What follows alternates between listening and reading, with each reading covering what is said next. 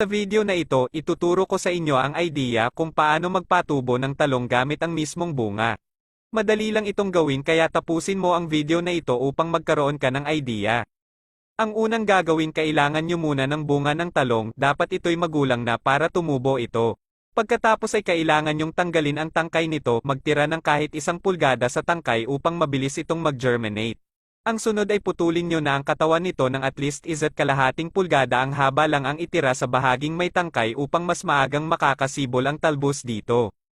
Ngayon naman ay kumuha kayo ng sibuyas na kahit maliit lang, hiwain nyo ito at ipapahid sa dulo ng tangkay ng talong, nakakatulong ito sa mabilis na pag-uugat ng halaman. Di lang sa dulo ng tangkay ng talong ang pairan ng sibuyas, pati na rin sa bahagi ng katawan na nito upang madali niya itong maabsorb.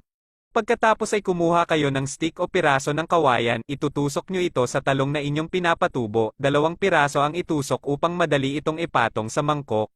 Pagpantayin nyo lang ang stick ng maayos para straight ang forma nito at makatayo ng maayos kapag ilalagay na sa mangkok.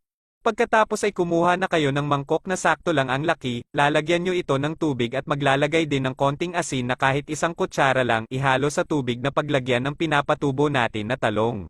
Iporma nyo lang ng maayos ang paglagay, ang importante nakababad ang pinakatangkay nito sa tubig para tumubo ito. Makalipas ang 1 buwan at 7 araw, kung mapapansin nyo tumubo na rin ang talong, nagkaroon na rin ito ng mga talbos sa bahaging gilid, at higit sa lahat may mga ugat na rin ito. Sa ganitong edad pwede nyo na itong ilipat sa mas malaking espasyo tulad ng container o paso, ang gagawin nyo na lang ay tatanggalin ang stick na nakatusok upang maitatanim nyo na ito. At kung mapapansin mo ang mga dahon nito ay berdeng-berde, malusog at higit sa lahat mahaba ang kanyang ugat kaya mabilis lang itong tumubo kapag itatanim na.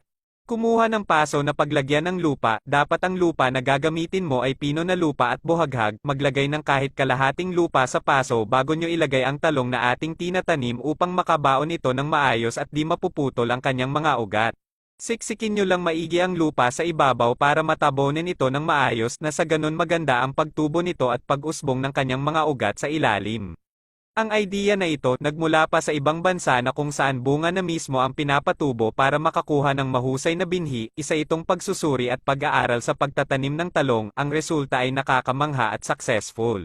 Ngayon didiligan mo na ito pagkatapos para mabilis nang makaka-absorb ang ugat, tumubo na at mabuhay na ang puno. Kung nagustuhan mo ang video na ito, tandaan ay click ang follow sa aking page upang updated ka sa mga susunod na video na aking i-upload. Maraming salamat!